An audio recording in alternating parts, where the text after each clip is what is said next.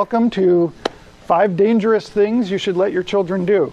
I don't have children, I borrow my friends' children, so take all this advice with a grain of salt. I'm Gever Tulley. I'm a contract computer scientist by trade, but I'm the founder of something called the Tinkering School. It's a summer program which aims to help kids learn how to build the things that they think of. So we build a lot of things, and I do put power tools into the hands of second graders. So if you're thinking about sending your kid to Tinkering School, they do come back bruised, scraped, and bloody. So, you know, we live in a world that's subjected to ever more stringent child safety regulations. There doesn't seem to be any limit on how crazy child safety regulations can get. We put suffocation warnings on every piece of plastic film manufactured in the United States or for sale with an item in the United States. We put warnings on coffee cups to tell us that the contents may be hot. And we seem to think that any item sharper than a golf ball is too sharp for children under the age of 10. So where does this trend stop? When we round every corner and eliminate every sharp object, every pokey bit in the world, then the first time that kids come in contact with anything sharp or not made out of round plastic, they'll hurt themselves with it.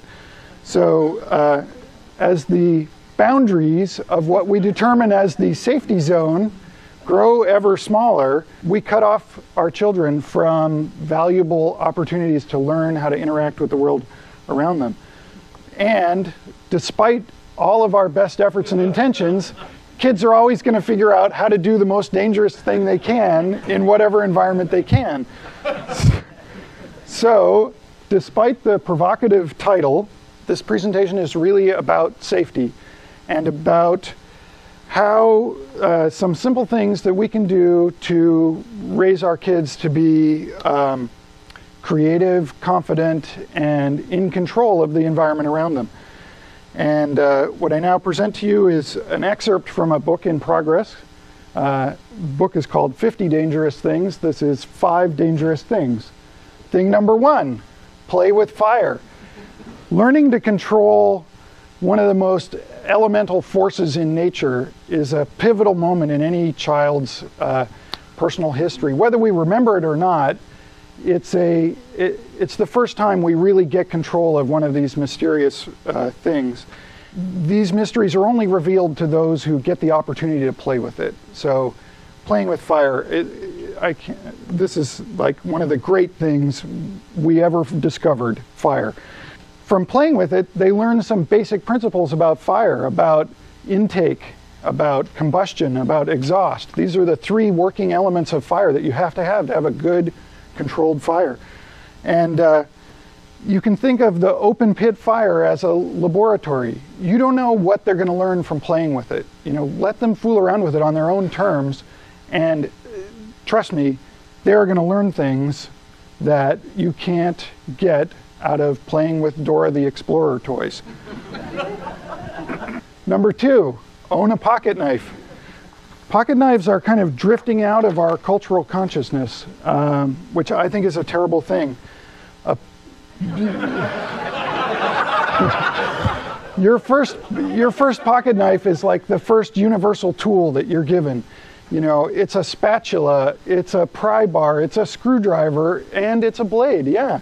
And it's a powerful and empowering tool. And in a lot of cultures, they give knives, like as soon as they're toddlers, they have knives. These are Inuit children cutting whale blubber. I first saw this in a Canadian Film Board film when I was 10, and it left a lasting impression to see babies playing with knives. And it shows that kids can develop an extended sense of self through a tool at a very young age. You lay down a couple of very simple rules. Always cut away from your body. Keep the blade sharp. Never force it. And these are things kids can understand and practice with. And yeah, they're going to cut themselves. I have some terrible scars in my legs from where I stabbed myself. But, you know, they're young. They heal fast. So Number 3, throw a spear. It turns out that our brains are actually wired for throwing things. And like muscles, if you don't use parts of your brain, they tend to atrophy over time. And but when you exercise them, any given muscle adds strength to the whole system, and that applies to your brain too. So practicing throwing things has been shown to stimulate the frontal and parietal lobes, which have to do with visual acuity, 3D understanding, and structural problem solving. So it helps develop their visualization skills and their predictive ability. And throwing is a combination of analytical and physical skills, so it's very good for like kind of whole body training. These kinds of target-based practice also helps kids develop attention and concentration skills. So those are great. Number 5, deconstruct appliances. There is a world of interesting things inside your dishwasher. Next time you're about to throw out an appliance, don't throw it out, take it apart with your kid, or send them to my school and we'll take it apart with them.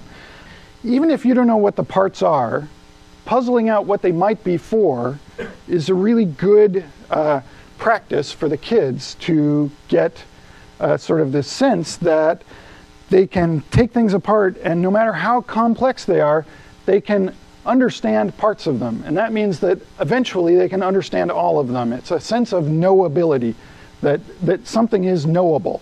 So these black boxes that we live with and take for granted are actually complex things made by other people, and you can understand them. Number 5, two-parter.